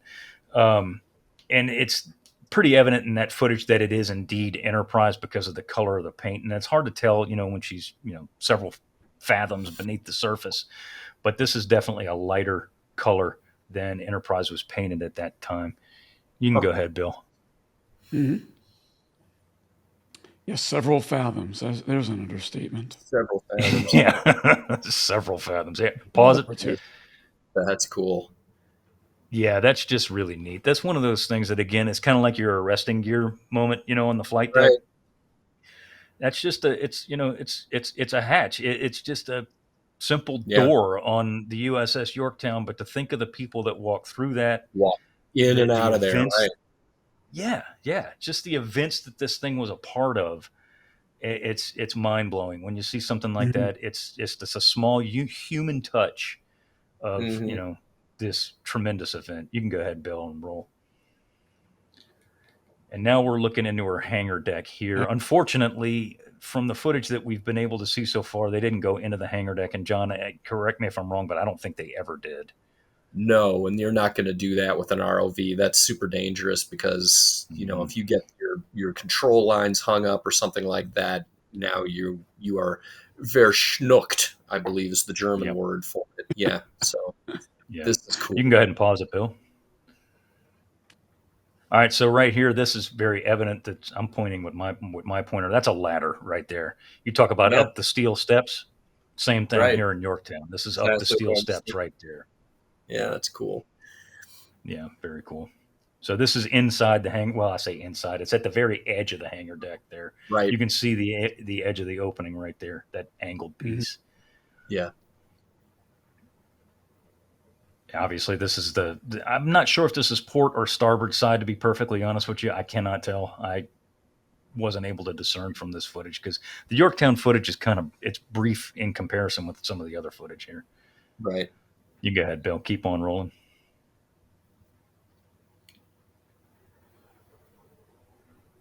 Yeah, she is in way better shape than either of the Japanese ones. Absolutely, and again, that's because of the fact that she didn't suffer those Oh, go ahead, pause it there. There's the stern. Yeah. Yeah. It's because she didn't suffer those catastrophic fires that those four Japanese aircraft carriers suffered. That she is in relatively good shape considering all the suffering that she Yeah. did go through. Now, this is a super super cool shot. This is her stern, obviously, right here. Mhm. It's very difficult, but you can kind of sort of make out her name. If you split the image of the stern in half, you can kind of see an R right there. Bill just passed Yeah. over it. Right. Yeah. YORK. Yeah. Yeah. That's cool. Yeah. Yeah. And to the upper right section, this is a gun mount, and that is one of the 20 millimeter Ehrlichen guns right there, or what's left of the mount and the shield. The weapon has probably fallen away at some point. I can't make it out in that footage. I didn't even know they put Go ahead. Orlick stuff that low on the stern. Interesting. Yeah. I mean, if you think about it, when the few times that she had the opportunity to go into port, they're going to stick weapons wherever they can. And I mean, that footage, the archival that I showed earlier, the torpedo attack, that's good. If you're going to put it, you want to put them low, and that's a good spot Yeah. to put them too. Crappy sky arcs though, but yeah, whatever. Oh, for sure. Yeah. You're shooting horizontal here. Mm-hmm. Okay, Bill, we can fast forward through this. God knows what the hell that is. That's just a piece of sheet steel that looks like it's coming off the side of her. Ouch. Yeah. That looks like blast damage. There we go. Yep. We've been here before. Yeah, that's the bow. That's that whatever. Oh, there we go. There's your Okay, bridge. pause it there. Okay, so this is super, super cool. This is obviously the bridge of USS Yorktown CV5, which you can see. I mean, she still has the glass intact in her superstructure right there. You can see that right there. Bill, what is the Yeah. term for those little windows? Those Oh. circular. Yeah, I mean, they'd just be portholes. They're just, they had shields that you could bolt down over them just for extra blast protection. Flip battle, But you would open blast the entire protection. thing up. Yeah. Gotcha. So, I mean, you can tell clearly that there is, there's still glass in there. And, I remember, John, we were talking about before we recorded this, the window that Nagumo climbed out of, that whole thing on AKAGI's superstructure. Yeah. This is the window where Admiral Frank Jack Fletcher would have looked out during the attack, and Captain Buckmaster, Elliot Buckmaster's up in there. And, Jimmy Thatch, when he landed at some point, he went up there and reported up there. It's one of those just like, wow, this is freaking cool moments.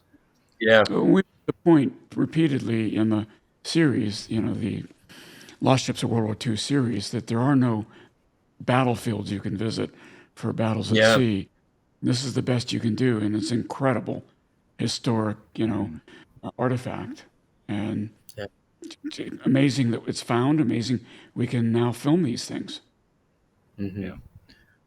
All right, Bill, you can go ahead and blow through some of this because this is all the same. They hover around the superstructure for a while.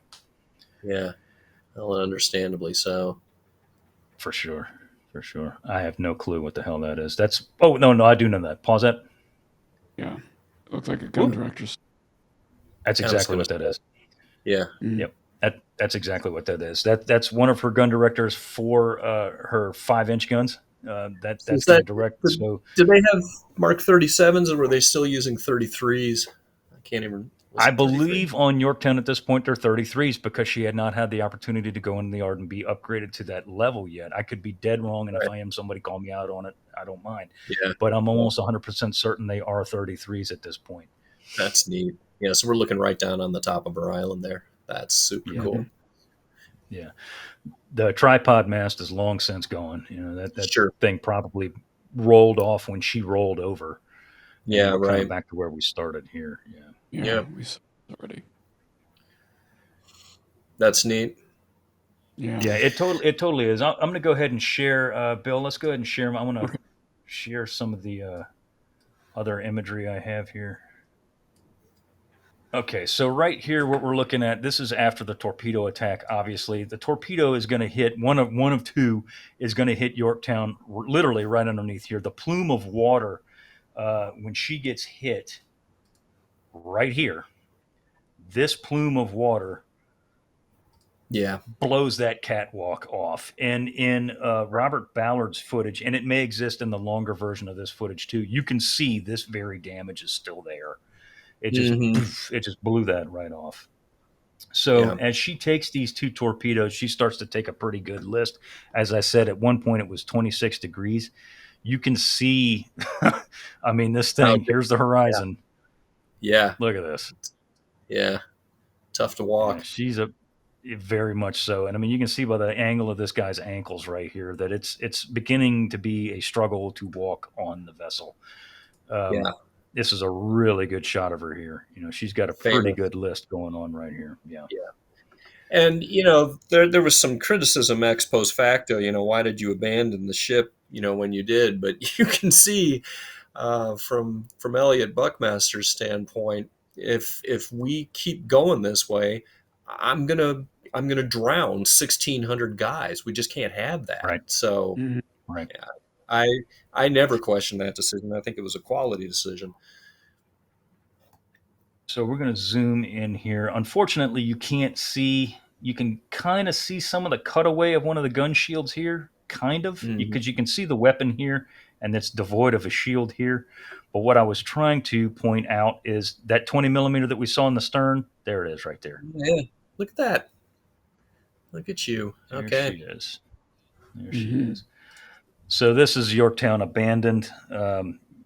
When Buckmaster was the last man off the ship, as is obvious.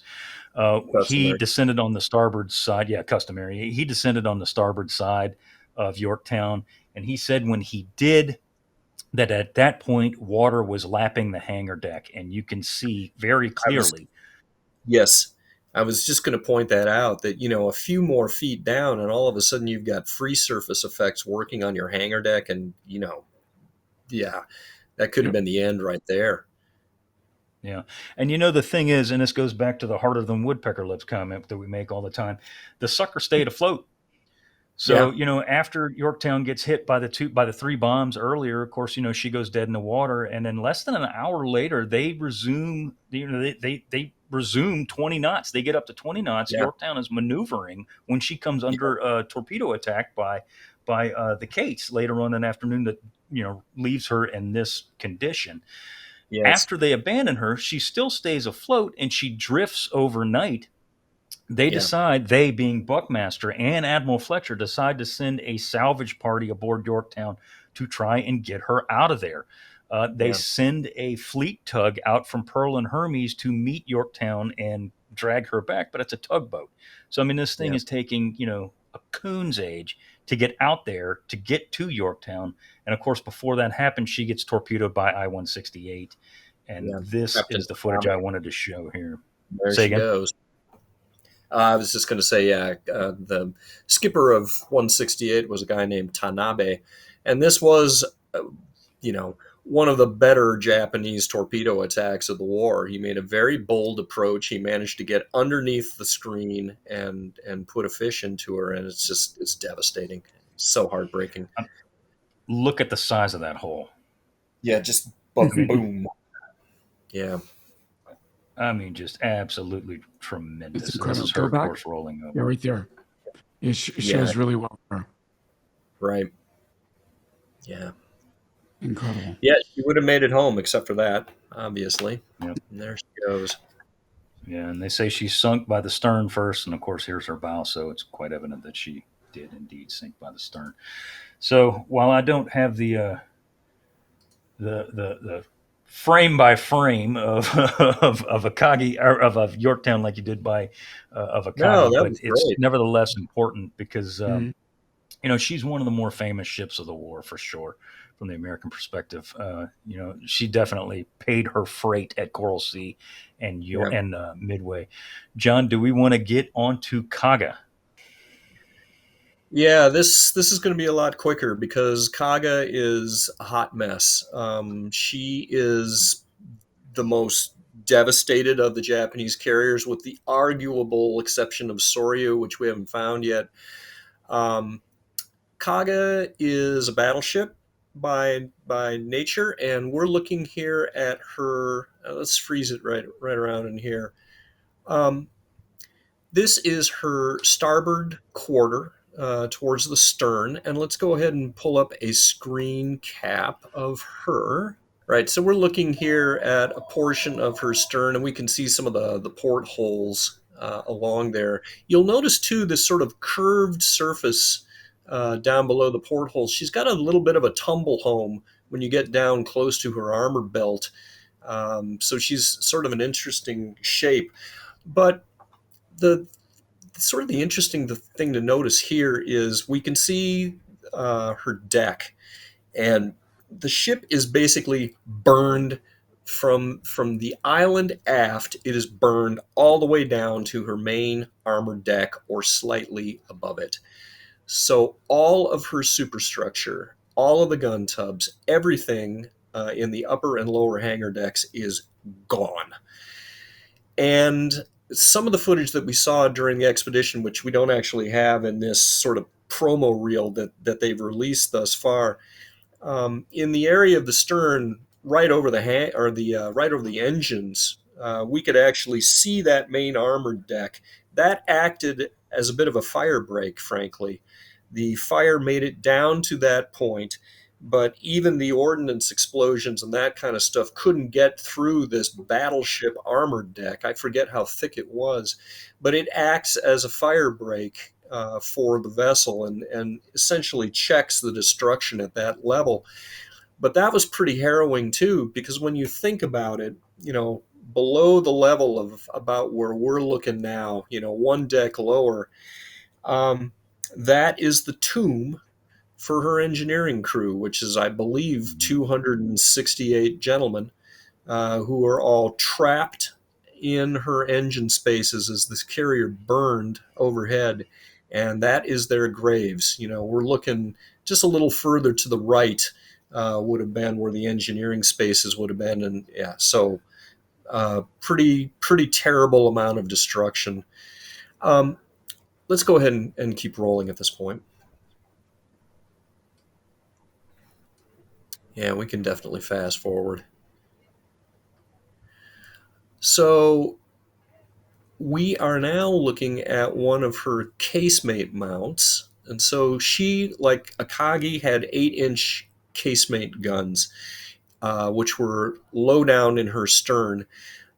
You can see that the casemate is no longer there. The mount is no longer there. Well, it seems apparent that the ship rolled over when she sank, and a lot of those casemate mounts, since they had no ship structure above them anymore to hold those mounts in place, when the ship rolls over, those casemate mounts came out. Some of them are still intact, but a lot of them are gone. That's And, pause it for a second, Bill. That's absolutely incredible when you think about that for just a split second. The casemates, if you look at a design picture of Kaga, you can see, I mean, these things are literally tucked inside the vessel.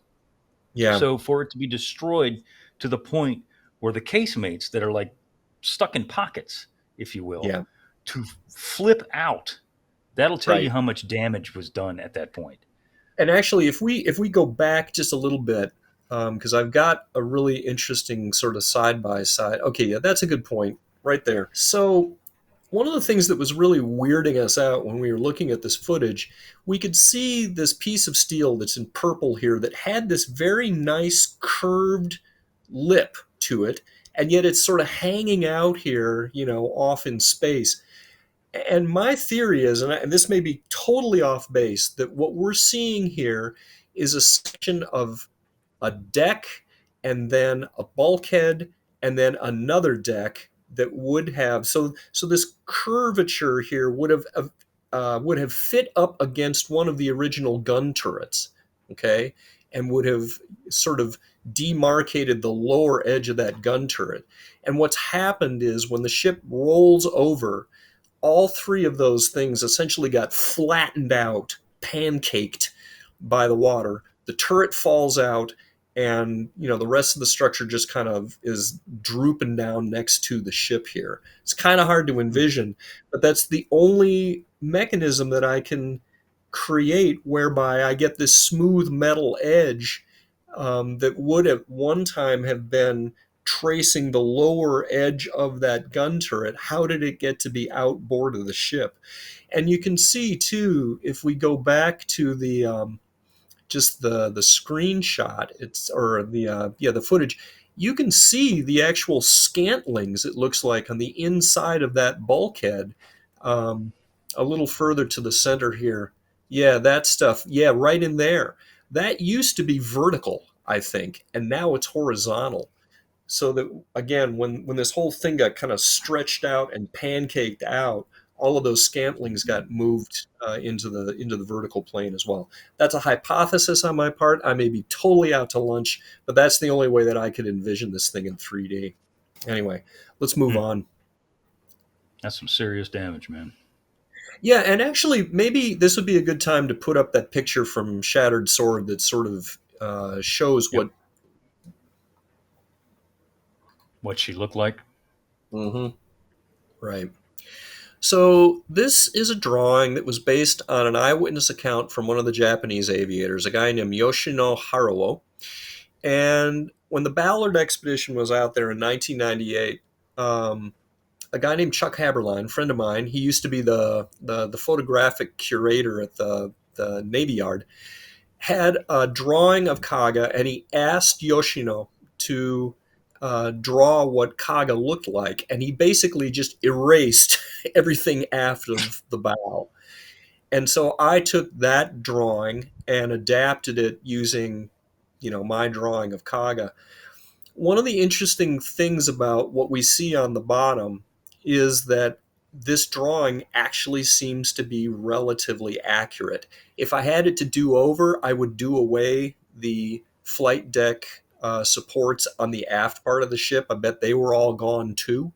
But this is basically what we see of KAGA on the bottom, that some of the casemate mounts are still there, but others are gone. And yeah, the ship's structure, you don't find any of the gun tubs, any of the 5-inch mounts, any of that stuff that was on the upper hangar levels. That's just all toast. And the ship basically, again, had been burned down to the level of the armor deck. Incredible. You're talking about this bit right here, Yeah.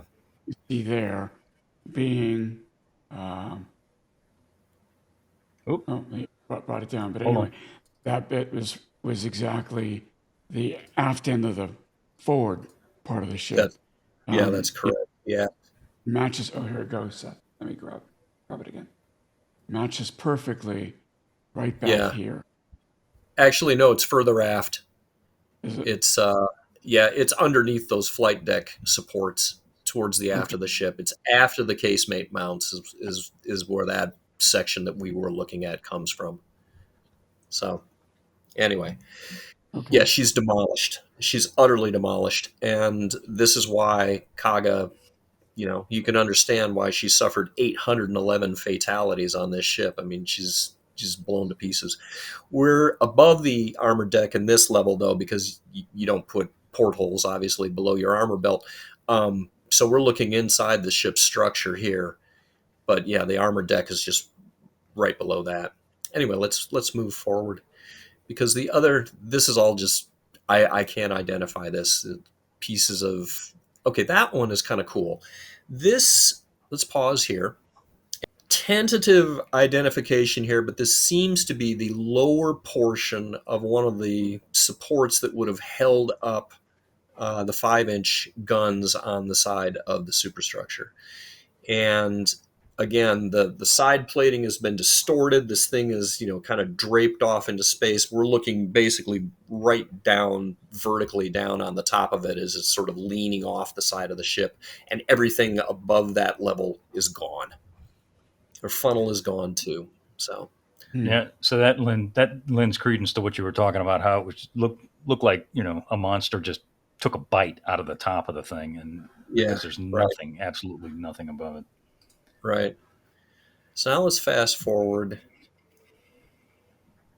Again, more pieces of some stuff from the side of the ship, but very low down.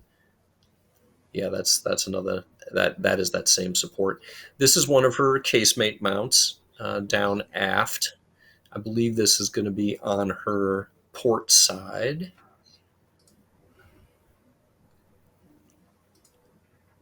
So this is one of the few that survived. I was not here for all of the footage. I understand that her aftmost one actually has lost its barrel. She had 10 of these turrets, 5 on each side, and I believe that Jeff Morris told me that at least 6 or 7 of them are not there. So again, she seems to have rolled over when she capsized, and a lot of those mounts went away. We've already sort of looked at that. You get a better shot of that curvature. Okay, here, let's pause here. Yeah. Good Lord. Uh, yeah, right. So you can't really tell what this is. Jeff Morris, my friend from Nauticos, who's done a lot of this kind of stuff, he says that from what he could tell, he thinks that the piece of wreckage that this was a part of was probably 80 or 90 meters long. This is a big, big chunk of wreckage. And this is not actually on the hull of KAGA. It is located off to her starboard side, a good, I can't remember, 40, 50 meters, something like that, maybe even a little further away. This seems to be the remains of her upper hangar decks forward of the island, which again would support the drawing that we did, that area of the ship was less damage than the stuff aft of the island. And so when this ship rolls over and sinks, that forward hangar deck portion seems to have come off the ship and landed next to the ship when she finally hits the bottom. And we don't have footage of it here, but I did see one of the flight deck support stanchions from the forward end of the flight deck. I did glimpse that in this pile of wreckage. So that seems to substantiate that this came off from the forward hangar decks. And I apologize for the IGN nerderati that are out there. They're going to look at my drawing and they say, Parshall's drawing is wrong. Look, he's got 2 flight deck supports there. It was held up by 4 flight deck supports. And actually, we know from recent scholarship that she actually had 3 supports on either side. So the flight deck was held up by 6 supports. Sorry, this is a 1999 version drawing of the ship. But anyway, that's what we're probably looking at here, is a portion of her forward hangar deck. And again, that would coincide with the actual damage suffered by her, the bomb damage, because that's where several of the early well, specifically Dusty Cleese, James C. Dexter, that's where they placed their bombs, was in that area. So again, having looked at other shipwrecks, when a vessel suffers an internal explosion, a bomb explosion, it's going to obviously weaken that metal to make it easier to tear off to that point. So that's that all tells the same story. One of the things that we know about KAGA is that she suffered damage much akin to what happened to the carrier Franklin later in the war, namely a fuel-air explosion. So her fuel lines were ruptured. There was live gasoline just pouring out on the decks. You've got this enormous fire. Enough of that gasoline eventually vaporizes, and kaboom! An enormous explosion that was visible to the Japanese and even to some of the American aviators that were still getting done with their attacks and trying to get out of Dodge. Like Dusty Cleese saw this thing blow up. He did. Yeah. And this leads then to a further debate that we've had. So back to 1999, when they found what we called the chunk, which was the original piece of wreckage from this ship, which was a pair of 25 millimeter gun tubs from her starboard side aft gun galleries down on the bottom of the ocean. And Tony and I had this ongoing debate about, okay, when was the chunk actually formed in KAGA's ordeal? Did it come off early in her ordeal, or was it a product of, later induced explosions? I was always in the camp that said it was later in the ordeal. Mm-hmm. Tony was like, man, that fuel air explosion that she suffered earlier on, that could have been what knocked the chunk off the ship. I can't divulge any details, but I will tell you that the chunk is a good ways away from the main wreck of this ship, like miles away.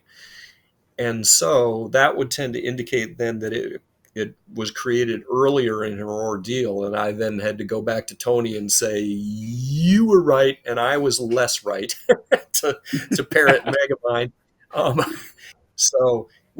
But that ties into this, we're continuing to learn about this battlefield. Just on the physical placement of these artifacts on the seafloor, we can start making deductions about what was happening to these ships as they were trying to make their way.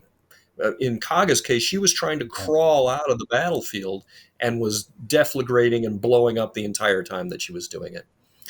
Yeah. So, and again, that coincides perfectly with the eyewitness accounts of American aviators who saw this tremendous explosion on KAGA, like as she was still being hit. So, she goes kaboom.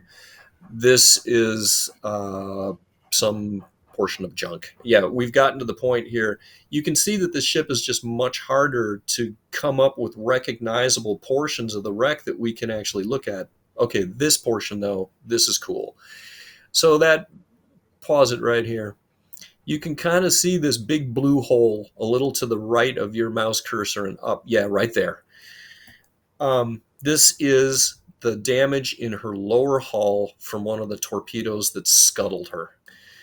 So that yellow circle shows where this is on the wreck, and you're within your rights to say, Parshall, how the hell do you know where this is on the wreck when the wreck is, a hulk that's completely devoid of recognizable features? We know that she lost 30 or so feet of her stern, and we were able to tell by the side scan images where the ROV was in relation to the hulk as she's doing this transit around the wreck. And so just by measuring, they were able to say, oh, yeah, we're within blah, blah, blah meters of the stern, subtract 30 feet, do the math. That's where this hit should be, which is basically right under where the island of the ship would have been. But as we roll forward on the footage, it's sort of hard to tell, but there is a great big hole here that gets punched right through the side of the ship. And that would have been from a long lance, right, John? That's correct. Yeah, when they put her down, basically what they did is they fired, I forget the number of torpedoes, I want to say 4, and they hit her with a couple, and that's, we're getting a little zoom in here.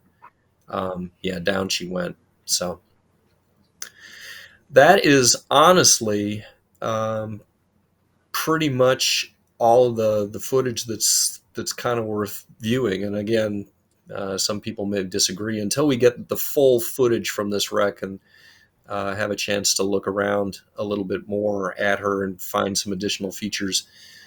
But she's a mess. She took a real beating. And again, when you think about the number of people that perished on that ship, you can see why. Just the pummeling that she took.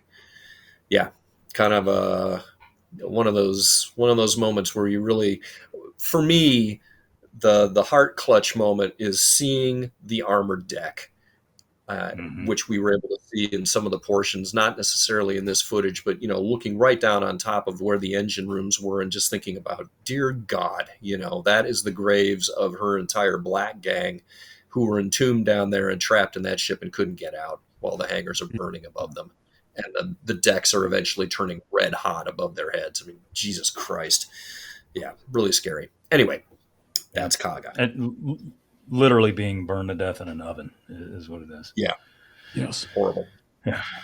So, well, that's an upward kind of note to end on, isn't it? But yeah, and we're good at that. I mean, I think we're known for that too.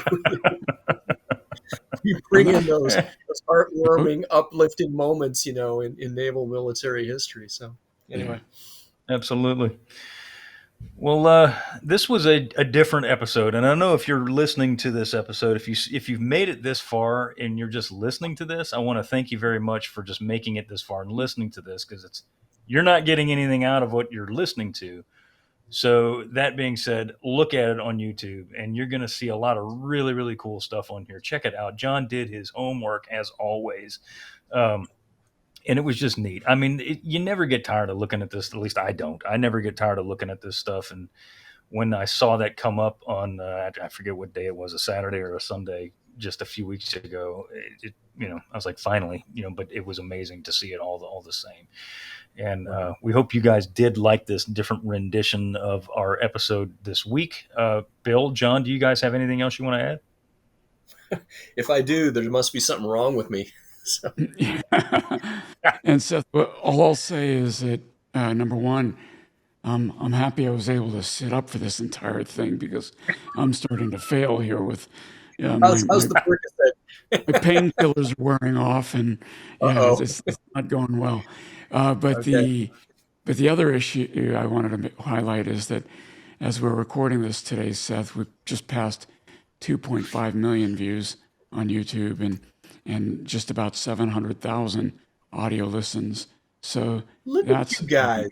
And so that's amazing. That's super cool. Congratulations to both awesome. of you. That's wonderful. You're a big part of that. Well, I appreciate being able to come on as a guest, but honestly, just sort of as an outsider looking in on this thing, I just love the fact that the channel is taken off. Your viewership is going really, really well.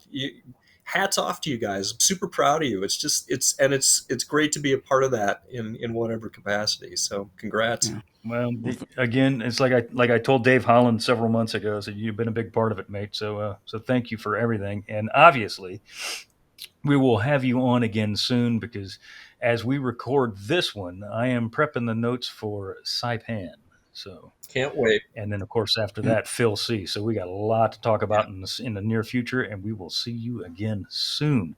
So Saipan, one with place that, we'll talk go about ahead. so that all three of us have actually visited. So Yeah. Indeed. incredible. Yeah. Yep. Indeed. It's a nasty place too, man. It's the terrain out there is incredible, as we will get into. So with that, we want to thank you very much for listening in on our conversation. Please subscribe to the Unauthorized History of the Pacific War podcast wherever you receive your podcast. Give us a rating and review. We do appreciate it. If you want to see the video version of this, and I highly recommend you watch the video version of this one specifically, subscribe to our YouTube channel called The Unauthorized History of the Pacific War Podcast. If you have a question, send us an email at unauthorizedpacificpodcast@gmail.com. So once again, I am Seth Paradon. I want to say thank you very much. John, as always, it is a pleasure. Thank you very much for being with us. Thanks. Couldn't ask for a better crew to hang with. Awesome. Great. Bill. And I'm Bill Tody. See you again next week when I'm hoping I'm in better shape. Adios.